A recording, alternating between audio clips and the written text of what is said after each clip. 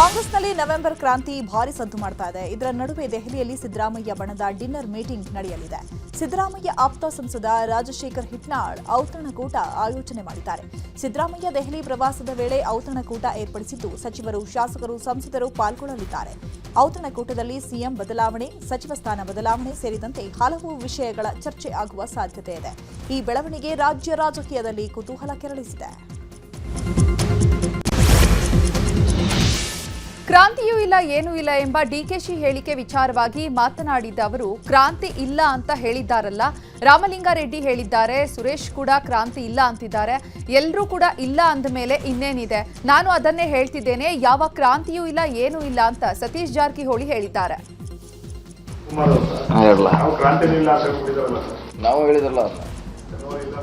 ನಾವು ಹೇಳಿದ್ವಿ ಅದನ್ನ ಕ್ರಾಂತಿನಿಲ್ಲ, ಎಲ್ಲರೂ ಹೇಳಿದ್ದಾರೆ. ಎಲ್ಲರೂ ಯಾರು ಹೇಳಿದ್ದಾರೆ ನಿಮ್ಮ ಮುಂದೆ, ಎಲ್ಲರೂ ಕ್ರಾಂತಿ ಇಲ್ಲ ಅಂತ ಹೇಳಿದ್ದಾರೆ. ಕ್ರಾಂತಿ ಅಂತ ಯಾರು ಹೇಳಿಯಲ್ಲ, ಎಲ್ಲರೂ ಇಲ್ಲ ಅಂತ ಹೇಳಿದ್ದಾರೆ.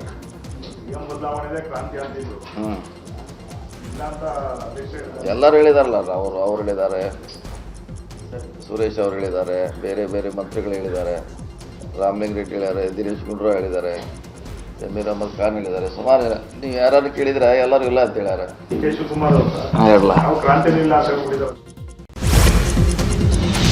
ಸಿಎಂ ಸ್ಥಾನದಿಂದ ಸಿದ್ದರಾಮಯ್ಯ ಅವರನ್ನ ಇಳಿಸಿದ್ರೆ ಕಾಂಗ್ರೆಸ್ ಕಥೆ ಕ್ಲೋಸ್ ಆಗುತ್ತೆ ಅಂತ ಮಾಜಿ ಸಚಿವ ವರ್ತೂರು ಪ್ರಕಾಶ್ ಭವಿಷ್ಯ ನುಡಿದಿದ್ದಾರೆ. ಕೋಲಾರದಲ್ಲಿ ಮಾತನಾಡಿದ ಅವರು, ಸಿಎಂ ಅವರು ಕುರುಬ ಸಮಾಜಕ್ಕೆ ಮಾತ್ರ ನಾಯಕರಲ್ಲ, ಸಿಎಂ ಸಿದ್ದರಾಮಯ್ಯ ಅವರು ಅಹಿಂದ ವರ್ಗದ ನಾಯಕರು. ಸಿಎಂ ಸ್ಥಾನದಿಂದ ಸಿದ್ದರಾಮಯ್ಯ ಅವರನ್ನ ಬದಲಾವಣೆ ಮಾಡಬಾರದು ಅಂತ ಹೇಳಿದರು. ಸಿದ್ದರಾಮಯ್ಯ ಅಲ್ಲ ಈ ರಾಜ್ಯದ ಮುಖ್ಯಮಂತ್ರಿ. ಈ ರಾಜ್ಯದಲ್ಲಿ 80% ಅಹಿಂದ ಜನ ಮುಖ್ಯಮಂತ್ರಿ ಸ್ಥಾನದಲ್ಲಿ ಇರ್ತಕ್ಕಂಥದ್ದು. 80%. ನಾನು ಕರೆ ಕೊಡ್ತಾ ಇದ್ದೀನಿ ಈ ರಾಜ್ಯದ ಜನತೆಗೆ. ಕಾಂಗ್ರೆಸ್ ಪಕ್ಷದ ಹೈಕಮಾಂಡ್ ಏನಾದ್ರೂ ಸಿದ್ದರಾಮಯ್ಯನ ಕುರ್ಚಿಗೆ ನನ್ನ ಕೈ ಇಕ್ಕಿದ್ರೆ ಸುಮಾರು ಒಂದು 25 ಲಕ್ಷ ಜನ ಕಾಂಗ್ರೆಸ್ ಪಕ್ಷಕ್ಕೆ ನಾವು ಹೋಗಿ ಗೆಲುವು ಮಾಡಬೇಕು ಅಂತಕ್ಕಂಥ ಮಾತನ್ನ ಈ ರಾಜ್ಯದ ಜನತೆಗೆ ಕರೆ ಕೊಡ್ತಾ ಇದ್ದೀನಿ. ಸಿದ್ದರಾಮಯ್ಯನ ಕಥೆ ಏನಾದ್ರೂ ಕೈ ಇಕ್ಕಿದ್ರೆ ಅವತ್ತು ಕಾಂಗ್ರೆಸ್ನ ಮುಗಿಸ್ದಂಗೆ, ಸ್ಮಶಾನಕ್ಕೆ ಹೋದಂಗೆ, ಕಾಂಗ್ರೆಸ್ ಕತೆ ಕ್ಲೋಸ್ ಆದಂಗೆ. ಯಾವುದೇ ಕಾರಣಕ್ಕೂ ಹೈಕಮಾಂಡ್ಗೆ ಪಕ್ಷಾತೀತವಾಗಿ ಅಹಿಂದ ವರ್ಗದ ಪರವಾಗಿ, ಅಹಿಂದ ವರ್ಗದ ಜನರ ಪರವಾಗಿ ನಾನು ಇವತ್ತು ಹೇಳಿಕೆ ಕೊಡ್ತಾ ಇದ್ದೀನಿ. ಏನಾದ್ರೂ ನಾವು ಕಂಟೆಕ್ಟ್ ಬಂದ್ರೆ ಈ ರಾಜ್ಯದ 80% ಅಹಿಂದ ವರ್ಗಗಳು ಕೂಡ ಒಗ್ಗಟ್ಟಿಂದ ಇದ್ದು, ಅಲ್ಪಸಂಖ್ಯಾತರು ಇರ್ಬೋದು, ಪರಿಶಿಷ್ಟ ಜಾತಿ ಇರ್ಬೋದು, ಎಲ್ಲ ಅಹಿಂದ ವರ್ಗಗಳು ಕೂಡ ಒಗ್ಗಟ್ಟಿಂದ ನಾವೆಲ್ಲ ಸಿದ್ದರಾಮಯ್ಯ ಹಿಂದೆ ನಿಲ್ಲಬೇಕು ಅಂತಕ್ಕಂಥ ಮಾತನ್ನ ಈ ಸಂದರ್ಭದಲ್ಲಿ ಹೇಳಕ್ ಇಷ್ಟಪಡ್ತೇನೆ. ಸಿಎಂ ಡಿಸಿಎಂ ನಡುವೆ ಕಾಂಟ್ರಾಕ್ಟ್ ಆಗಿದೆ. 20 ತಿಂಗಳು ಅಧಿಕಾರ ಹಂಚಿಕೆಗೆ ತೀರ್ಮಾನ ಆಗಿದೆ ಅಂತ ಸಂಸದ ಡಾಕ್ಟರ್ ಕೆ ಸುಧಾಕರ್ ಹೇಳಿದ್ದಾರೆ. ಚಿಕ್ಕಬಳ್ಳಾಪುರದಲ್ಲಿ ಮಾತನಾಡಿದ ಅವರು, ಸಿಎಂ ಡಿಸಿಎಂ ಮಧ್ಯೆ ಅಗ್ರಿಮೆಂಟ್ ಆಗಿದೆ ಅನ್ನೋದು ನನಗೆ ಇರುವ ಮಾಹಿತಿ. ಅದು ಸರಿ ಇರಬಹುದು, ಇಲ್ಲದೇ ಇರಬಹುದು. ಸರಿ ಇದ್ರೆ ಜೆಂಟಲ್ಮ್ಯಾನ್ ತರ ವರ್ತಿಸಬೇಕು ಅಂತ ಹೇಳಿದರು. ಪಕ್ಷದ ವಿಷಯ ನನಗೆ ಬೇಕಾಗಿಲ್ಲ, ಆದರೆ ನಾನು ಮೊನ್ನೆನೇ ಹೇಳಿದ್ದೀನಿ, ನಮ್ಮ ಗ್ರಾಮ ಪಂಚಾಯಿತಿಗಳಲ್ಲಿ ಕೂಡ ನಾವು ಟರ್ಮ್ಸ್ ಮಾತಾಡ್ತೀವಿ. ಒಂದೊಂದ್ಸಲಿ 2-3 ಆಕಾಂಕ್ಷಿಗಳಿದ್ದಾಗ, ನೋಡಪ್ಪ ನೀವು 20 ತಿಂಗಳು ಮಾಡಿ. ಅವರು ಪಾಪ ಗ್ರಾಮದಲ್ಲಿ ವಾಸ ಮಾಡುವಂಥ ಅಧ್ಯಕ್ಷರು 20 ತಿಂಗಳಾದಮೇಲೆ ಬಂದು ರಾಜೀನಾಮೆ ಕೊಟ್ಟು ಹೋಗ್ತಾರೆ. That is called gentleman agreement. ಇವರಿಬ್ಬರ ಮಧ್ಯೆ ಅಗ್ರಿಮೆಂಟ್ ಆಗಿದೆ ಅಂತ ನನಗಿರುವಂಥ ಮಾಹಿತಿ. ಅದು ಸರಿ ಇರ್ಬೋದು, ಸರಿ ಇಲ್ಲದೆ ಇರ್ಬೋದು. ಸರಿ ಇದ್ದರೆ ಜೆಂಟಲ್ಮ್ಯಾನ್ ಆಗಿ ಬಿಹೇವ್ ಮಾಡಬೇಕಾಗ್ತದೆ. ಕಾಂಗ್ರೆಸ್ನಲ್ಲಿ ಸಿದ್ದರಾಮಯ್ಯ ಅವರೇ ಸಿಎಂ ಆಗಿ ಮುಂದುವರಿಬೇಕು, ಇಲ್ಲದಿದ್ದರೆ ಸರ್ಕಾರವೇ ಪತನವಾಗುತ್ತೆ ಅಂತ ಮಾಜಿ ಸಿಎಂ ಜಗದೀಶ್ ಶೆಟ್ಟರ್ ಹೇಳಿದ್ದಾರೆ. ಹುಬ್ಬಳ್ಳಿಯಲ್ಲಿ ಮಾತನಾಡಿದ ಅವರು, ನವೆಂಬರ್ನಲ್ಲಿ ಕ್ರಾಂತಿ ಆಗುತ್ತೋ ಭ್ರಾಂತಿ ಆಗುತ್ತೋ ಗೊತ್ತಿಲ್ಲ, ಇದೇ ರೀತಿ ಮುಂದುವರೆದರೆ ಸರ್ಕಾರ ಪತನ ಆಗೋದು ಖಚಿತ ಅಂತ ಹೇಳಿದ್ದಾರೆ. ಈಗ ಕ್ರಾಂತಿ ಆಗ್ತದೋ ಭ್ರಾಂತಿ ಆಗ್ತದೋ ಅದು ಅವ್ರಿಗೆ ಬಿಟ್ಟಂಥ ವಿಚಾರ. ಆದರೆ ಇಡೀ ಜಗತ್ತಿಗೆ ಗುರ್ತಾಗಿದೆ, ಸಮಾಜಕ್ಕೆ ಗುರ್ತಾಗಿದೆ, ಜನ ಮಾತಾಡ್ಲಿಕ್ಕೆ ಹತ್ತಿದ್ದಾರೆ, ಕಾಂಗ್ರೆಸ್ಸಿನ ಶಾಸಕರು ಮಾತಾಡ್ಲಿಕ್ಕೆ ಚಾಲು ಮಾಡಿದ್ದಾರೆ. ನವೆಂಬರ್ ಎಂಡ್ ಒಳಗಾಗಿ ಏನೋ ಆಗ್ತದೆ, ಕಾಂಗ್ರೆಸ್ ಒಳಗೆ ಸರ್ಕಾರಕ್ಕೆ ಏನೋ ಆಗ್ತದೆ, ನಾಯಕತ್ವ ಬದಲಾವಣೆ ಆಗ್ತದೆ ಅನ್ನುವಂಥದ್ದು ಪ್ರಚಲಿತವಾಗಿ ನಡೀತಾ ಇದೆ. ಮತ್ತು ಡಿ ಕೆ ಶಿವಕುಮಾರ್ ಅವ್ರ ಹಿಂದಗಡೆ ಇದ್ದಂಥ ಯಾರು ಶಾಸಕರಿದ್ದಾರೆ ಅವ್ರು ಈಗಾಗಲೇ ಮಾತಾಡಲಿಕ್ಕೆ ಚಾಲು ಮಾಡಿದ್ದಾರೆ. ನವೆಂಬರ್ ಅಂತ್ಯದೊಳಗಾಗಿ ಡಿ ಕೆ ಶಿವಕುಮಾರ್ ಮುಖ್ಯಮಂತ್ರಿ ಆಗ್ತಾರೆ. ನಾಯಕತ್ವ ಬದಲಾವಣೆ ಚಟುವಟಿಕೆ ನಡೆದಿದೆ. ಮತ್ತು ನಾ ಹಿಂದಿನೂ ಹೇಳಿದಾಗೆ ಸಿದ್ದರಾಮಯ್ಯನವರು ಡಿ ಕೆ ಶಿವಕುಮಾರ್ ಮುಖ್ಯಮಂತ್ರಿ ಮಾಡಲಿಕ್ಕೆ ಒಪ್ಪುವುದೇ ಇಲ್ಲ. ಮತ್ತು ಅದಕ್ಕೆ ಅದೇ ರೀತಿಯಾದಂಥ ಒತ್ತಡ ಸ್ಟಾರ್ಟ್ ಆದರೆ ಸರ್ಕಾರ ಕೊಲ್ಯಾಪ್ಸ್ ಆಗ್ತದೆ. ಸರ್ಕಾರ. ವರ್ತೂರು ಪ್ರಕಾಶ್ ಹೇಳಿದಂತೆ ಸಿಎಂ ಸಿದ್ದರಾಮಯ್ಯ ಬದಲಾವಣೆ ಆಗಲ್ಲ, 5 ವರ್ಷ ಸಿಎಂ ಆಗಿ ಮುಂದುವರಿತಾರೆ ಅಂತ ಸಚಿವ ಭೈರತಿ ಸುರೇಶ್ ಹೇಳಿದ್ದಾರೆ. ಕೋಲಾರದಲ್ಲಿ ಮಾತನಾಡಿದ ಅವರು, ಕಾಂಗ್ರೆಸ್ ಪಕ್ಷದಲ್ಲಿ 2ನೇ ಬಾರಿಗೆ ಸಿಎಂ ಆಗಬೇಕಂದ್ರೆ ತಮಾಷೆ ಮಾತಲ್ಲ. ಬಿಜೆಪಿ ಪಕ್ಷದಂತೆ ನಮ್ಮಲ್ಲಿ ಅಡ್ಜಸ್ಟ್ಮೆಂಟ್ ಇಲ್ಲ, ದುಡ್ಡು ಕಾಸು ಇಲ್ಲದೆ ಸಿಎಂ ಆಗಿದ್ದು ಸಿದ್ದರಾಮಯ್ಯ ಮಾತ್ರ ಅಂತ ವಿರೋಧಿಗಳಿಗೆ ತಿರುಗೇಟು ನೀಡಿದರು. ದೃಢ ಮನಸ್ಸಿನಿಂದ ರಾಜಕಾರಣ ಮಾಡ್ತಾ ಇರುವಂಥದ್ದು ಸಿದ್ದರಾಮಯ್ಯನವರು. ನಮ್ಮ ಜನಾಂಗದಲ್ಲಿ ಹುಟ್ಟಿರೋದೇ ನಮ್ಗೊಂದು ಎಲ್ಲ ಒಂದು ಹೆಮ್ಮೆಯ ವಿಚಾರ. ಎಲ್ಲ ಚಪ್ಪಾಳೆನೆ ತರ್ತಾರೆ, ತೋರಿಕೆಗಾಗಿ ತರ್ತಾರೆ. ತೋರಿಕೆಗಾಗಿ ತೊಟ್ಟುವಂತ ಅವಶ್ಯಕತೆ ಇಲ್ಲ. ಸಿದ್ದರಾಮಯ್ಯನವ್ರ ಹೆಸರು ಹೇಳಿದ್ರೆ ಉತ್ತರ ಕರ್ನಾಟಕದಲ್ಲಿ ಎಗರಿ ಕುಣಿತಾ ಇರ್ತಾರೆ ಜನ. ನೀವ್ಯಾಕ ಕೋಲಾರದವ್ರು ಬಳೆ ಸೊಪ್ಪೆ ಅಪ್ಪ, ನಂಗೆ ಅರ್ಥ ಆಗಿಲ್ಲ ಏನು ಅಂತ.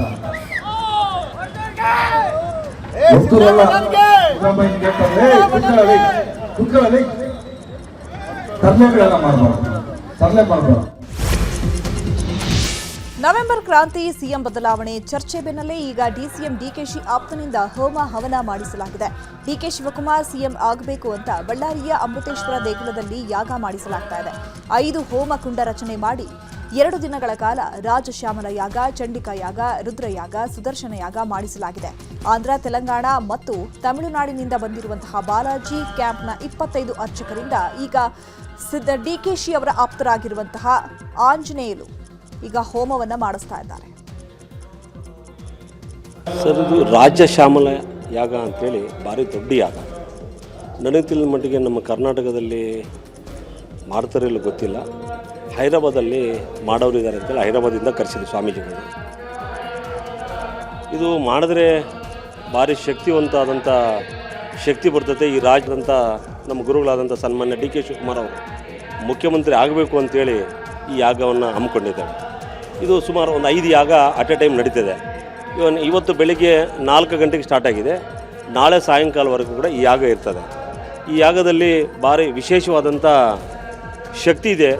ವಿಶೇಷವಾದಂಥ ಈ ನಂಬಿದವ್ರನ್ನ ಯಾರು ಕೈ ಬಿಡೋಲ್ಲ ಅಂಥೇಳಿ ಈ ಯಾಗನ ಏನು ಹೇಳ್ತಾರೆ, ಈ ಯಾಗನ ನಾವು ನಂಬಿದ್ದೀವಿ. ನಾವು ನಮ್ಮ ಮಿಸ್ಸಸ್ಸು ನಂಬಿ ದೇವರ ಮುಂದೆ ನಾವು ಕೈ ಜೋಡಿಸಿ ಯಾಗನ ಏನನ್ನ ಮಾಡಿ ನಮ್ಮ ಸಾಹೇಬರನ್ನ ಡಿ ಕೆ ಶಿವಕುಮಾರ್ ಅವ್ರನ್ನ ಮುಖ್ಯಮಂತ್ರಿ ಈ ರಾಜ್ಯಕ್ಕೆ ಮಾಡಬೇಕು ಅಂತೇಳಿ ದೇವ್ರ ಮುಂದೆ ಬೇಡ್ಕೊತಾ ಇದ್ದೀವಿ. ಯಾಗದ ವಿಶೇಷ ಏನಂತಂದರೆ, ಈಗನ ಸ್ವಾಮೀಜಿಗಳು ಹೇಳ್ತಿದ್ರು ಆಂಧ್ರದಲ್ಲಿ ಮಾಡಿದ್ದೀವಿ, ಅವ್ರು ಸಿ ಎಮ್ ಆದರು, ಮತ್ತು ಜಗನ್ನವ್ರಿಗೆ ಮಾಡಿದ್ವಿ, ಅವ್ರು ಸಿ ಎಮ್ ಆದರು ಅಂತ ಈಗ ತಾನೇ ಸ್ವಾಮೀಜಿಗಳು ನಾವು ಹೈದರಾಬಾದ್ ಕರೆಸಿದವ್ರು ಹೇಳಿದ್ರು. ಅಷ್ಟಕ್ಕೆ ಮುಂಚೆ ನಮಗೆ ಗೊತ್ತಿದ್ದಿಲ್ಲ. ಯಾಗ ದೇವರು ಒಳ್ಳೇದು ಮಾಡಲಿ ಅಂತ ನಮ್ಮ ಮಿಸ್ಸಸ್ಸು ನಾವು ಬೇಡ್ಕೊತಾ ಇದ್ದೀವಿ. ರಾಜ್ಯ ಪ್ರಾಪ್ತಿಗೋಸ್ಕರ ಡಿ ಕೆ ಶಿವಕುಮಾರ್ ಸಾರು ಒಂದು ಸಲ ಖಂಡಿತ ಅವರು ಈ ರಾಜ್ಯ ಮುಖ್ಯಮಂತ್ರಿ ಆಗಬೇಕು, ಅತಿ ಶೀಘ್ರ ಅವರು ಆಗೇಬೇಕು ಅಂತ ಒಂದು ಉದ್ದೇಶಕ್ಕೋಸ್ಕರ ಆಂಜನೇಯ ಸಾರು ದಂಪತಿಗಳು ಸಂಕಲ್ಪ ಮಾಡಿದ್ದಾರೆ. ಆದ್ದರಿಂದ ಶೃಂಗೇರಿಯಿಂದ ಹಾಗೆ ಹೈದರಾಬಾದ್ನಿಂದ ವಿಜಯವಾಡ, ತಿರುಪತಿ ಎಲ್ಲ ಕಡೆಯಿಂದ ಪುರೋಹಿತರನ್ನೆಲ್ಲ ಕರೆಸಿಬಿಟ್ಟು ಅವರ ಸಮ್ಮುಖದಲ್ಲಿ ಈ ಎಲ್ಲ ಕಾರ್ಯಕ್ರಮಗಳು ನಾವು ಮಾಡ್ತಾ ಇದ್ದೀವಿ. ಇವತ್ತಿನ ದಿನ ಬೆಳಿಗ್ಗೆ ಸಂಕಲ್ಪ, ಗಣಪತಿ ಪೂಜಾ, ಪುಣ್ಯಾಹವಚನ, ಕಲಶ ಸ್ಥಾಪನ, ಕಂಕಣಧಾರಣ, ಋತ್ವಿಕರಣ, ಆಮೇಲೆ ಈಗ ಗಣಪತಿ ಹೋಮ ಆಗ್ತಾಯಿದೆ. ಹಾಗೆ ಜಾತಕರೀತ್ಯ ದೋಷಗಳು ಏನಾದರೂ ಡಿ ಕೆ ಶಿವಕುಮಾರ್ ಸಾರಲ್ಲಿ ಜಾತಕರೀತ್ಯ ದೋಷಗಳಿದ್ದರೂ ಕೂಡ ಅದು ಕಳಿಬೇಕು, ರಾಜ್ಯ ಪ್ರಾಪ್ತಿ ಅತಿ ಶೀಘ್ರ ಆಗಬೇಕು ಅಂತ ಉದ್ದೇಶಕ್ಕೋಸ್ಕರ ನವಗ್ರಹ ಹೋಮ, ಹಾಗೆ ರುದ್ರ ಹೋಮ, ಹಾಗೆ ಚಂಡಿಕಾ ಪರಮೇಶ್ವರಿ ಚಂಡಿ ಯಾಗ ಮಾಡಿದರೆ ಫಲ ಏನಂದರೆ ಅತಿ ಶೀಘ್ರ ಫಲ ಸಿಗ್ತದಂತ. ರಾಜಶ್ಯಾಮಲ ಮಾಡಿದರೆ ರಾಜ್ಯ ಪ್ರಾಪ್ತಿ, ರಾಜ್ಯ ಅಧಿಕಾರ ಅತಿ ಶೀಘ್ರ ಸಿಗುತ್ತದೆ ಅಂತ ಉದ್ದೇಶಕ್ಕೋಸ್ಕರ ನಾವು ಈ ಕಾರ್ಯಕ್ರಮ ಮಾಡ್ತಾ ಇದ್ದೀವಿ. ಅದು ಆಂಜನೇಯ ಸಾರು ದಂಪತಿಗಳು ವಿಶೇಷವಾಗಿ ಅವರೊಂದು ಮುಖ್ಯಮಂತ್ರಿ ಆಗಬೇಕಂತ ಉದ್ದೇಶಕ್ಕೋಸ್ಕರನೇ ಈ ಸಂಕಲ್ಪದಲ್ಲಿ ಇಷ್ಟು ಸಕಲ ವ್ಯವಸ್ಥೆಗಳು. ರಾಜಕೀಯ ಸುದ್ದಿಗಳನ್ನು ನೋಡೋಣ. 1 ಟನ್ ಕಬ್ಬಿಗೆ ಸರ್ಕಾರ 3,300 ರೂಪಾಯಿ ಘೋಷಣೆ ಮಾಡಿದ್ದು, ಹೆಚ್ಚುವರಿ ಹಣ ನೀಡಲು ಸಕ್ಕರೆ ಕಾರ್ಖಾನೆ ಮಾಲೀಕರು ವಿರೋಧಿಸಿದ್ದಾರೆ. ಈ ಬಗ್ಗೆ ಸಿಎಂ ಸಿದ್ದರಾಮಯ್ಯ ಪ್ರತಿಕ್ರಿಯೆ ನೀಡಿದ್ದು, ಹೆಚ್ಚುವರಿ 50 ರೂಪಾಯಿಯನ್ನ ಕಾರ್ಖಾನೆ ಮಾಲೀಕರು ಕೊಡಲೇಬೇಕು. ಸರ್ಕಾರ ಕೂಡ 50 ರೂಪಾಯಿ ಕೊಡಲಿದೆ. ಈ ಸಂಬಂಧ ಸರ್ಕಾರ ಆದೇಶ ಹೊರಡಿಸಲಿದೆ ಅಂತ ಹೇಳಿದ್ದಾರೆ. ನೀರು, ವಿದ್ಯುತ್ ತೆರಿಗೆ ಬಗ್ಗೆ ಕಾರ್ಖಾನೆ ಮಾಲೀಕರ ಆಗ್ರಹದ ವಿಚಾರವಾಗಿ ಪ್ರತಿಕ್ರಿಯಿಸಿದ ಸಿಎಂ, ಮಾಲೀಕರ ಬೇಡಿಕೆ ಕುರಿತು ಪ್ರತ್ಯೇಕ ಸಭೆ ಮಾಡಿ ತೀರ್ಮಾನಿಸಲಾಗುವುದು ಎಂದಿದ್ದಾರೆ. ಇನ್ನು ಇದೇ ವಿಚಾರದ ಬಗ್ಗೆ ಸಚಿವ ಚಲುವರಾಯಸ್ವಾಮಿ ಕೂಡ ಪ್ರತಿಕ್ರಿಯೆ ನೀಡಿದ್ದು, ಕಬ್ಬು ಬೆಳೆಗಾರರ ಸಮಸ್ಯೆ ಬಗ್ಗೆ ನಿನ್ನೆ ತೀರ್ಮಾನ ಆಗಿದೆ ಎಂದಿದ್ದಾರೆ. ಜಿಲ್ಲಾಧಿಕಾರಿ ಹೇಳೋವರೆಗೂ ಕೂಡ ಒಪ್ಪಿರಲಿಲ್ಲ 3,200 ರೂಪಾಯಿ. ಜಿಲ್ಲಾಧಿಕಾರಿ ಬಂದು ಹೇಳಿದ ಮೇಲೆ ಒಪ್ಕೊಂಡ್ರು. ನಾನು ಬಹಳ ಸ್ಪಷ್ಟವಾಗಿ ಹೇಳಿದ್ದೀನಿ, 50 ರೂಪಾಯಿನ ಫ್ಯಾಕ್ಟ್ರಿಯವ್ರು ಕೊಡಬೇಕು. ಸರ್ಕಾರ 50 ರೂಪಾಯಿ ಕೊಡ್ತದೆ. DC ಏನು ಹೇಳಿದ್ದಾನೆ, 10.25ಕ್ಕೆ 3,100 ರೂಪಾಯಿ ಪ್ಲಸ್ 100 ರೂಪಾಯಿ. ಈಗ ನಾವು ನಿನ್ನೆ ತೀರ್ಮಾನ ಮಾಡಿರೋದು 100 ರೂಪಾಯಿ ಮೇಲೆ. ಕಬ್ಬು ಬೆಳೆಗಾರದು ನಿನ್ನೆ ತೀರ್ಮಾನ ಆಗಿದೆ. ಒಂದು ನಿಮಿಷ ಇಲ್ಲ ನಿನ್ನೆಲೇ ಅವ್ರು ಕ್ಲೋಸ್ ಮಾಡಿದರೆ ಸ್ವಲ್ಪ ಇರ್ಬೋದೇನೋ. ಇವತ್ತು ಅತಿ ಹೆಚ್ಚು ಮುಖ್ಯಮಂತ್ರಿಗಳು ಒಂದು ದಿವಸ ನಿರಂತರವಾಗಿ ಮಾಲೀಕರ ಜೊತೆ ರೈತರ ಜೊತೆ ಸಂಪರ್ಕವಾಗಿ ನಿನ್ನೆ ಬೆಳಗ್ಗೆ 11ರಿಂದ ರಾತ್ರಿ 8 ಗಂಟೆವರೆಗೂ ಸುದೀರ್ಘವಾಗಿ ಮೀಟಿಂಗ್ ಮಾಡಿ 3,250 ರೂಪಾಯಿ ಫ್ಯಾಕ್ಟ್ರಿ ಕೊಡ್ತಕ್ಕಂಥದ್ದು, 50 ರೂಪಾಯಿ ಸರ್ಕಾರ ಕೊಡ್ತಕ್ಕಂಥದ್ದು ರಾಜ್ಯ ಸರ್ಕಾರ. ಸೊ 10.11 ಏನೋ ಇಳುವರಿ ಇದನ್ನು ನಿಗದಿ ಮಾಡಿ ನಿನ್ನೆ ತೀರ್ಮಾನ ಮಾಡಿದರೆ ಎಲ್ಲವೂ ಒಳ್ಳೆಯದಾಗಿದೆ. ಕಬ್ಬು ದರ ವಿಚಾರವಾಗಿ ಕೇಂದ್ರ ಸರ್ಕಾರವನ್ನ ದೂರೋದೇ ಕಾಂಗ್ರೆಸ್ ಕೆಲಸ ಅಂತ ಪ್ರಹ್ಲಾದ್ ಜೋಶಿ ಆಕ್ರೋಶವನ್ನ ವ್ಯಕ್ತಪಡಿಸಿದ್ದಾರೆ. ಧಾರವಾಡದಲ್ಲಿ ಮಾತನಾಡಿದ ಅವರು, ರೈತರು 9 ದಿನದಿಂದ ಪ್ರತಿಭಟನೆಗೆ ಕೂತಿದ್ರೂ ಯಾರೂ ಹೋಗಲಿಲ್ಲ. ದ್ವೇಷ ಮಾಡಲಿಕ್ಕೆ ಜನ ನಿಮಗೆ ಅಧಿಕಾರ ಕೊಟ್ಟಿಲ್ಲ. ಮಾತೆತ್ತಿದ್ರೆ ಕೇಂದ್ರ ಸರ್ಕಾರದ ನೀತಿ ಅಂತಾರೆ. ರಾಹುಲ್ ಸಹವಾಸದಿಂದ ನೀವು ಹೀಗಾಗಿದ್ದೀರಾ ಅಂತ ಸಿಎಂ ಡಿಸಿಎಂ ವಿರುದ್ಧ ವಾಗ್ದಾಳಿ ನಡೆಸಿದರು. ಮೊದಲನೇದಾಗಿ ಫಸ್ಟ್ ದೊಡ್ಡ ಸುಳ್ಳೇನೋ, ಕೇವಲ 47 ಕೋಟಿ ಲೀಟರ್ ಎಥೆನಾಲ್ ಖರೀದಿ ಮಾಡಿದ್ದೀವಿ ನಾವು ಅಂತ ಹೇಳಿದ್ದಾರೆ. ಯಾರು ಹೇಳಿದ್ರು ನಿಮಗೆ? 116.3 ಕೋಟಿ ಲೀಟರ್ ಅಲೋಕೇಟೆಡ್. ಅದಾದ ನಂತರ 23 ಕೋಟಿ ಎಲ್ಲೆಲ್ಲಿಂದ ಬೇರೆ ಕಡೆಯಿಂದ ಸಪ್ಲೈ ಆಗಿರಲಿಲ್ಲ, ಅದನ್ನು ಸೇರಿ 139 ಕೋಟಿ ಲೀಟರ್ ಎಥೆನಾಲನ್ನು ನಾವು OMCಯಿಂದ ಖರೀದಿ ಮಾಡಿದ್ದೀವಿ. ನಿಮ್ಮ ಹುಳುಕು ಮುಚ್ಚುಗೋಡು ಸಂಬಂಧ ಕೇಂದ್ರ ಸರ್ಕಾರದ ಮೇಲೆ ಬಟ್ಟು ತೋರಿಸುವಂಥ ಕೆಲಸವನ್ನು ನೀವು ಮಾಡಬೇಡ್ರಿ. ನಿಮ್ಮ ತಪ್ಪಿದೆ. ಸಕ್ಕರೆ ಲಾಬಿಗೆ ಮಣಿಬೇಡ್ರಿ. ಸರ್ಕಾರ ಪ್ರತಿ ಟನ್ ಕಬ್ಬಿಗೆ 3,300 ರೂಪಾಯಿ ನಿಗದಿ ಮಾಡಿದ್ದು ಐತಿಹಾಸಿಕ ತೀರ್ಮಾನ ಅಂತ ಶಾಸಕ ಕೋನರೆಡ್ಡಿ ಹೇಳಿದ್ದಾರೆ. ಹುಬ್ಬಳ್ಳಿಯಲ್ಲಿ ಮಾತನಾಡಿದ ಅವರು, ಎಲ್ಲರೂ ಒಗ್ಗಟ್ಟಾಗಿ ಒಂದು ತೀರ್ಮಾನ ಕೈಗೊಂಡಿದ್ದಾರೆ. ರೈತರ ಪರವಾಗಿ ಸರ್ಕಾರಕ್ಕೆ ವಿಶೇಷ ಅಭಿನಂದನೆ ಸಲ್ಲಿಸುತ್ತೇನೆ ಅಂತ ಹೇಳಿದರು. ಕರ್ನಾಟಕ ರಾಜ್ಯದಲ್ಲಿ ಕಬ್ಬಿಗೆ ಹೆಚ್ಚಿನ ಬೆಲೆ ಕೊಡಬೇಕು ಅಂತ ಹೇಳಿ ರೈತರೆಲ್ಲರೂ ಹೋರಾಟ ಮಾಡಿದ್ರು. ಅಂತ ಸಂದರ್ಭದಲ್ಲಿ ಅದು ಬಹಳ ವಿಕೋಪಕ್ಕೆ ಹೋಯ್ತು. ಇಲ್ಲ, ನಮ್ಗೆ ರೇಟ್ ಕೊಡದೇ ಇದ್ರೆ ನಡೆಯಂಗಿಲ್ಲ ಅನ್ನೋಂಥ ಸಂದೇಶ ಹೋದ ನಂತರ ಮಾನ್ಯ ಮುಖ್ಯಮಂತ್ರಿ ಸಿದ್ದರಾಮಯ್ಯವರು ಎಲ್ಲ ಸಚಿವರು ಸೇರ್ಕೊಂಡು, ತಿಮ್ಮಾಪುರ ಅವರು ಸೇರ್ಕೊಂಡಂಗೆ ಎಲ್ಲರೂ ಒಕ್ಕಟ್ಟಾಗಿ ಒಂದು ತೀರ್ಮಾನಕೊಂಡ್ರು. ರೈತರ ಪರವಾಗಿ ಒಂದು ನಿಲುವನ್ನು ತೆಗೆದುಕೊಳ್ಳಬೇಕು ಅಂತ ಹೇಳಿ 3,300 ರೂಪಾಯಿ ಕೊಡೋದ್ರ ಮೂಲಕ ಒಂದು ಐತಿಹಾಸಿಕ ನಿರ್ಣಯವನ್ನು ತೆಗೆದುಕೊಂಡ್ರು. ಬಹಳ ಜನರಿಗೆ ಅನ್ಸಿತ್ತು, ಮೊದ್ಲಿಕ್ಕೆ ಕಾರ್ಖಾನೆಯವ್ರು ಕರೆದು ಚರ್ಚೆ ಮಾಡಿದ್ರು ಮಾಲೀಕರನ್ನ. ಅವಾಗ ಅವ್ರು ಒಪ್ಪದೇ ಇದ್ರು ಕೂಡ ಒತ್ತಾಯ ಮಾಡಿ ಹೇಳಿದ್ರು.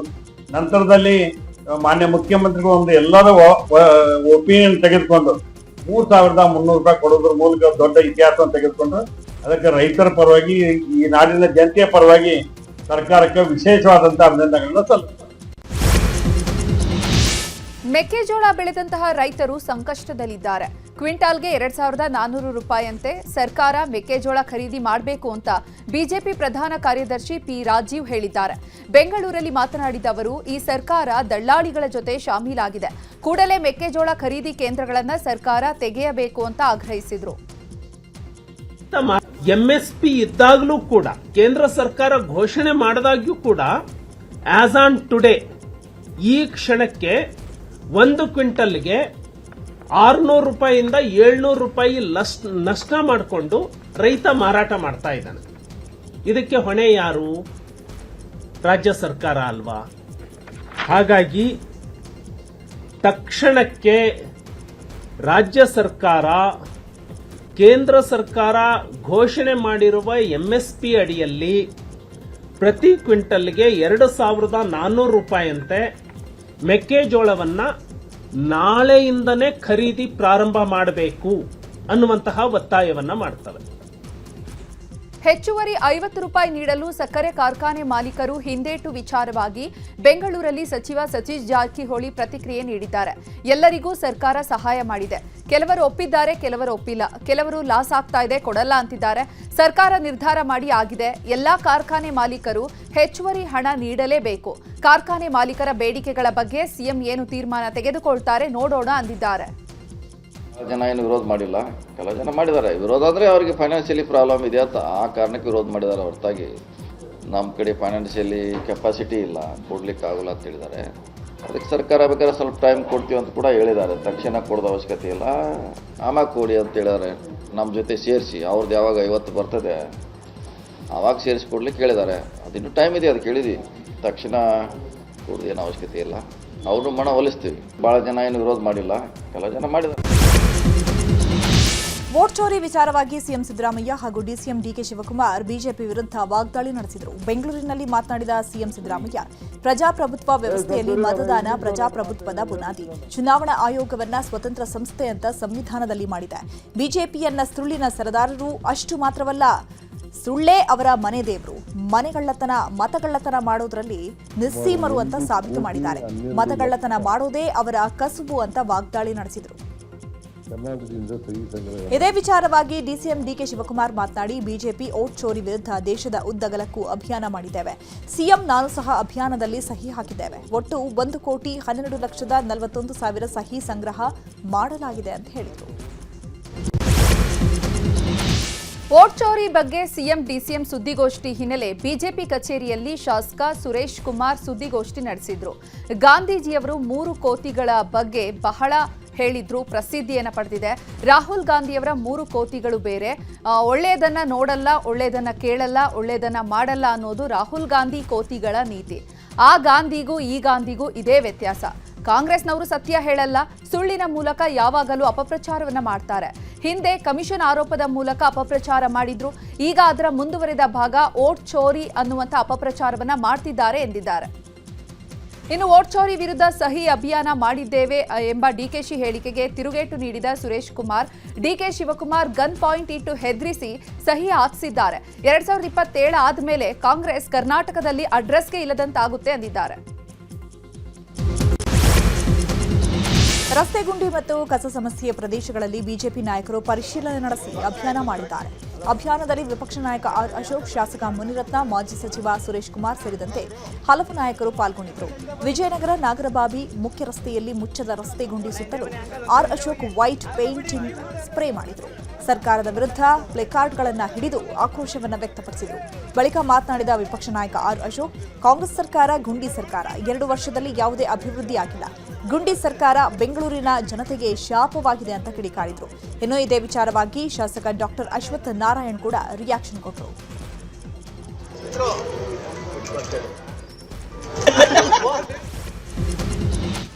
ಕ್ರೈಮ್ ಸುದ್ದಿಗಳನ್ನು ನೋಡೋಣ. ಪರಪ್ಪನ ಅಗ್ರಹಾರ ಜೈಲಿನಲ್ಲಿ ಖೈದಿಗಳಿಗೆ ರಾಜಾತಿಥ್ಯ ಮುಂದುವರೆದಿದೆ. ರನ್ಯಾರಾವ್ ಪ್ರಿಯಕರ ತರುಣ್ ರಾಜ್ ಜೈಲಿನಲ್ಲಿ ಬಿಂದಾಸ್ ಲೈಫ್ ನಡೆಸುತ್ತಿದ್ದಾರೆ. ಗೋಲ್ಡ್ ಸ್ಮಗ್ಲಿಂಗ್ ಕೇಸ್ನಲ್ಲಿ ಜೈಲು ಸೇರಿರುವಂತಹ ತರುಣ್ಗೆ ಮೊಬೈಲ್ ಜೊತೆಗೆ ಸೆಲ್ನಲ್ಲಿ ಟಿವಿ ವ್ಯವಸ್ಥೆಯನ್ನು ಕೂಡ ಮಾಡಿಕೊಡಲಾಗಿದೆ. ಮತ್ತೊಂದೆಡೆ ವಿಕೃತಕಾಮಿ ಉಮೇಶ್ ರೆಡ್ಡಿಗೂ ರಾಜಾತಿಥ್ಯ ನೀಡಲಾಗ್ತಾ ಇದ್ದು, ರೆಡ್ಡಿ 2 ಆಂಡ್ರಾಯ್ಡ್ ಮೊಬೈಲ್ ಅನ್ನ ಬಳಕೆ ಮಾಡ್ತಾ ಇದ್ದು, ಮೊಬೈಲ್ನಲ್ಲಿ ಮಾತನಾಡುವಂತಹ ವಿಡಿಯೋಗಳು ವೈರಲ್ ಆಗಿವೆ. ಇನ್ನು ಪರಪ್ಪನ ಅಗ್ರಹಾರ ಜೈಲಿನಲ್ಲಿ ಮೋಸ್ಟ್ ವಾಂಟೆಡ್ ಉಗ್ರನಿಗೂ ಕೂಡ ರಾಜಾತಿಥ್ಯ ನೀಡಲಾಗಿದೆ.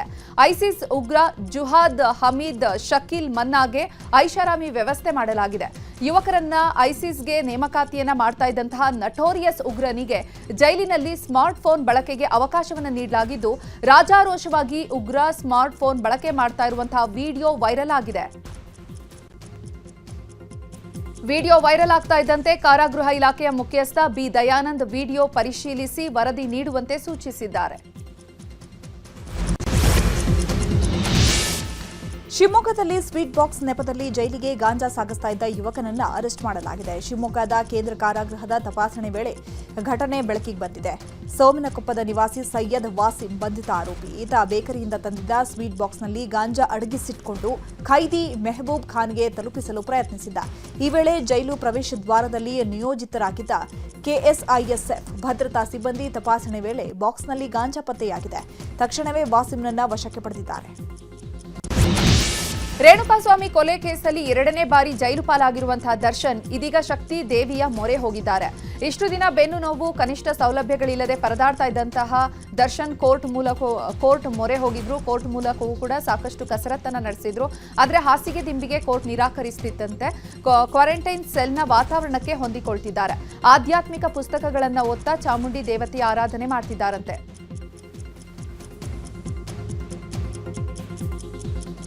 ರೇಣುಕಾಸ್ವಾಮಿ ಕೊಲೆ ಪ್ರಕರಣದಲ್ಲಿ ಪವಿತ್ರ ಗೌಡ ಸಲ್ಲಿಸಿದ್ದ ಜಾಮೀನು ರದ್ದತಿ ಪುನರ್ ಪರಿಶೀಲನಾ ಅರ್ಜಿಯನ್ನು ಸುಪ್ರೀಂ ಕೋರ್ಟ್ ದ್ವಿಸದಸ್ಯ ಪೀಠ ವಜಾಗೊಳಿಸಿದೆ. ನಾವು ತೀರ್ಪು ಮತ್ತು ದಾಖಲೆಗಳನ್ನು ಸೂಕ್ಷ್ಮವಾಗಿ ಪರಿಶೀಲಿಸಿದ ಬಳಿಕವೇ ಆದೇಶವನ್ನು ನೀಡಿದ್ದೇವೆ. ಮತ್ತೊಮ್ಮೆ ಪರಿಶೀಲನೆ ನಡೆಸಿ ಆದೇಶ ಮಾಡುವ ಅಗತ್ಯ ಇಲ್ಲ ಅಂದಿದ್ದಾರೆ. ಕಾಂತಾರ ಚಾಪ್ಟರ್ 1 ಸಕ್ಸಸ್ನಲ್ಲಿರುವ ನಟಿ ರುಕ್ಮಿಣಿ ವಸಂತಾಗೆ ಕಳ್ಳರ ಕಾಟ ಶುರುವಾಗಿದೆ. ಸೈಬರ್ ಕಳ್ಳರ ಕಾಟಕ್ಕೆ ಬೇಸತ್ತು ಇನ್ಸ್ಟಾಗ್ರಾಂನಲ್ಲಿ ನಟಿ ರುಕ್ಮಿಣಿ ಪೋಸ್ಟ್ ಒಂದನ್ನು ಹಾಕಿದ್ದಾರೆ. ತಮ್ಮ ಹೆಸರಿನಲ್ಲಿ ಬೇರೆಯವರಿಗೆ ಸೈಬರ್ ಖದೀಮರು ಕರೆ ಮತ್ತು ಮೆಸೇಜ್ ಮಾಡ್ತಿದ್ದಾರೆ. ಹೀಗಾಗಿ ಯಾರೂ ಕೂಡ ಕರೆ ಮತ್ತು ಸಂದೇಶಕ್ಕೆ ಪ್ರತಿಕ್ರಿಯೆ ನೀಡಬೇಡಿ ಅಂತ ಮನವಿಯನ್ನ ಮಾಡಿಕೊಂಡಿದ್ದಾರೆ. ರಾಜ್ಯದ ಸುದ್ದಿಗಳನ್ನು ನೋಡೋಣ. ಚಾಮರಾಜನಗರದ ಬಂಡೀಪುರದಲ್ಲಿ ಅನುಮಾನಾಸ್ಪದ ಕಾರು ವಶಕ್ಕೆ ಪಡ್ಕೊಂಡಿದ್ದಂತಹ ಪ್ರಕರಣಕ್ಕೆ ಟ್ವಿಸ್ಟ್ ಸಿಕ್ಕಿದೆ. ನಕಲಿ ನಂಬರ್ ಪ್ಲೇಟ್ ಅನ್ನು ಬಳಸಿ ಕಾಡಿನ ರಸ್ತೆಗೆ ಬಿಟ್ಟು ಹೋಗಿದ್ದಾರೆ. ಬೋರಯ್ಯ ಎನ್ನುವವರಿಗೆ ಸೇರಿದಂತಹ ಆಟೋ ರಿಕ್ಷಾಗೆ ಸೇರಿದಂತಹ ನಂಬರ್ KA 104696 ನೋಂದಣಿ ಸಂಖ್ಯೆಯನ್ನ ಕಾರಿಗೆ ಬಳಕೆ ಮಾಡಲಾಗಿದೆ. ಈ ಕಾರಿನಲ್ಲಿ ಒಂದು ಪಿಸ್ತೂಲ್, ಒಂದು ಹಳೆಯ ಐಫೋನ್ ಪತ್ತೆಯಾಗಿದೆ. ಇನ್ನು ಮಧ್ಯರಾತ್ರಿ ಕಾರು ನಿಲ್ಲಿಸಿ ಎಲ್ಲಿ ಹೋದ್ರು, ರಾತ್ರಿ ವೇಳೆ ಸಂಚಾರ ನಿಷೇಧ ಇದ್ರೂ ಕೂಡ ಕಾಡಿನ ರಸ್ತೆಯಲ್ಲಿ ಕಾರ್ ಬಂದಿದ್ದು ಹೇಗೆ ಅನ್ನೋದರ ಬಗ್ಗೆ ಅನುಮಾನ ಶುರುವಾಗಿದೆ. FIR ದಾಖಲಿಸಿ ಕಾರಿನಲ್ಲಿ ಬಂದಿದ್ದವರ ಪತ್ತೆಗೆ ಬಂಡೀಪುರ ಅರಣ್ಯಾಧಿಕಾರಿಗಳು ತನಿಖೆ ನಡೆಸುತ್ತಿದ್ದಾರೆ. ಸಚಿವ ಈಶ್ವರ ಖಂಡ್ರೆ ಮಾನವೀಯತೆ ಮೆರೆದಿದ್ದಾರೆ. ಮೂರ್ಛೆ ರೋಗ ಬಂದು ರಸ್ತೆಯಲ್ಲಿ ಬಿದ್ದು ಒದ್ದಾಡ್ತಾ ಇದ್ದಂತಹ ಬಾಲಕನನ್ನ ರಕ್ಷಿಸಿ ಆಸ್ಪತ್ರೆಗೆ ದಾಖಲಿಸಿದ್ದಾರೆ. ಬೀದರ್ ಹೊರವಲಯದ ಶಹಾಪುರ ರೈಲ್ವೆ ಗೇಟ್ ಬಳಿ ಬಾಲಕ ಮೂರ್ಛೆಯಿಂದ ಬಿದ್ದು ಒದ್ದಾಡ್ತಿದ್ದ. ವಿದೇಶ ಸುದ್ದಿಯನ್ನ ನೋಡ್ತಾ ಹೋಗೋಣ. ಸಂಸತ್ ಚಳಿಗಾಲದ ಅಧಿವೇಶನದ ದಿನಾಂಕ ಘೋಷಣೆ ಆಗಿದೆ. ಡಿಸೆಂಬರ್ 1ರಿಂದ 19ರವರೆಗೆ ಚಳಿಗಾಲದ ಅಧಿವೇಶನ ನಡೆಯಲಿದೆ. ಸಂಸತ್ತಿನ ಚಳಿಗಾಲದ ಅಧಿವೇಶನವನ್ನು ಕರೆಯುವ ಸರ್ಕಾರದ ಪ್ರಸ್ತಾಪವನ್ನು ರಾಷ್ಟ್ರಪತಿ ದ್ರೌಪದಿ ಮುರ್ಮು ಅನುಮೋದಿಸಿದ್ದಾರೆ. ಕಳೆದ ಅಕ್ಟೋಬರ್ನಲ್ಲಿ ಛತ್ತೀಸ್ಗಢದ ಬಸ್ತಾರ್ನಲ್ಲಿ 21 ನಕ್ಸಲರು ಪೊಲೀಸರ ಮುಂದೆ ಶರಣಾಗಿದ್ರು. ಇದರ ಬೆನ್ನಲ್ಲೇ ಗರಿಯಾಬಂದ್ ಜಿಲ್ಲೆಯಲ್ಲಿ ಮತ್ತೆ 7 ನಕ್ಸಲರು ಪೊಲೀಸರ ಮುಂದೆ ಶಸ್ತ್ರಾಸ್ತ್ರ ಸಹಿತ ಶರಣಾಗಿದ್ದಾರೆ. ಏಕದಿನ ವಿಶ್ವಕಪ್ ವಿಜಯದ ಬಳಿಕ ಸ್ನೇಹಾ ರಾಣಾ ಉತ್ತರಾಖಂಡ್ನ ಡೆಹ್ರಾಡೂನ್ಗೆ ಮರಳಿದ್ದಾರೆ. ತವರಿಗೆ ಮರಳಿದ ಸ್ನೇಹಾಗೆ ಕುಟುಂಬ ಹಾಗೂ ಅಭಿಮಾನಿಗಳಿಂದ ಭವ್ಯ ಸ್ವಾಗತ ಸಿಕ್ಕಿದೆ. ಭಾರತಕ್ಕೆ ಶೀಘ್ರದಲ್ಲೇ ದಕ್ಷಿಣ ಆಫ್ರಿಕಾದ ಬೋಟ್ಸ್ವಾನಾದಿಂದ ಮತ್ತೆ 8 ಚೀತಾಗಳು ಆಗಮಿಸಲಿದೆ.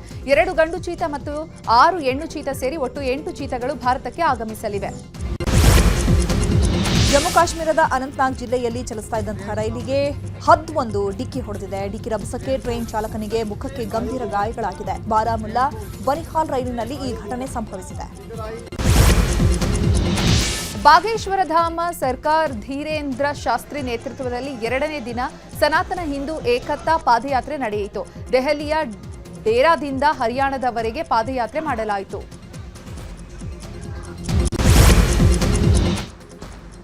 ಅಂತಾರಾಷ್ಟ್ರೀಯ ಸುದ್ದಿಗಳನ್ನು ನೋಡ್ತಾ ಹೋಗೋಣ.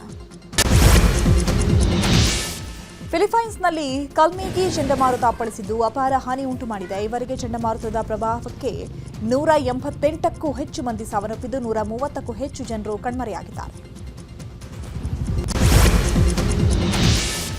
ಕೆರಿಬಿಯನ್ನಲ್ಲಿರುವಂತಹ ಜಮೈಕಾ ಮತ್ತು ಕ್ಯೂಬಾದಲ್ಲಿ ಮೆಲಿಸಾ ಚಂಡಮಾರುತದಿಂದ ಜನರು ಅಕ್ಷರಶಃ ನಲುಗಿ ಹೋಗಿದ್ರು. ಚಂಡಮಾರುತವು ಜಮೈಕಾ ಮತ್ತು ಕ್ಯೂಬಾದಲ್ಲಿ ಗಮನಾರ್ಹ ಜೀವ ಮತ್ತು ಆಸ್ತಿ ನಷ್ಟ ಉಂಟು ಮಾಡಿದೆ. ಅಮೆರಿಕ ಅಧ್ಯಕ್ಷ ಟ್ರಂಪ್ ಆಡಳಿತವು H-1B ವೀಸಾ ದುರುಪಯೋಗದ ಬಗ್ಗೆ 175 ತನಿಖೆಗಳನ್ನು ಪ್ರಾರಂಭಿಸಿದೆ. ಇದರಲ್ಲಿ ಕಡಿಮೆ ವೇತನ, ಅಸ್ತಿತ್ವದಲ್ಲಿಲ್ಲದ ಕೆಲಸದ ಸ್ಥಳಗಳು ಮತ್ತು ಬೆಂಚಿಂಗ್ ಅಭ್ಯಾಸದಂತಹ ದೋಷಗಳು ಸೇರ್ಕೊಂಡಿದೆ. H-1B ವೀಸಾ ದುರುಪಯೋಗವನ್ನು ಗಂಭೀರವಾಗಿ ಪರಿಗಣಿಸಿ ಟ್ರಂಪ್ ತನಿಖೆಗೆ ಆದೇಶಿಸಿದ್ದಾರೆ. ಅಮೆರಿಕವು ವೀಸಾ ನಿಯಮಗಳಲ್ಲಿ ಕೆಲವು ಹೊಸ ಬದಲಾವಣೆಗಳನ್ನು ಜಾರಿಗೆ ತಂದಿದೆ. ಬೊಜ್ಜು ಮತ್ತು ಹೃದ್ರೋಗ, ಕ್ಯಾನ್ಸರ್ನಂತಹ ದೀರ್ಘಕಾಲದ ಆರೋಗ್ಯ ಸಮಸ್ಯೆಗಳಿರುವವರಿಗೆ ವೀಸಾ ನೀಡದಂತೆ ಅಮೆರಿಕ ಅಧ್ಯಕ್ಷ ಟ್ರಂಪ್ ಆದೇಶ ಹೊರಡಿಸಿದ್ದಾರೆ.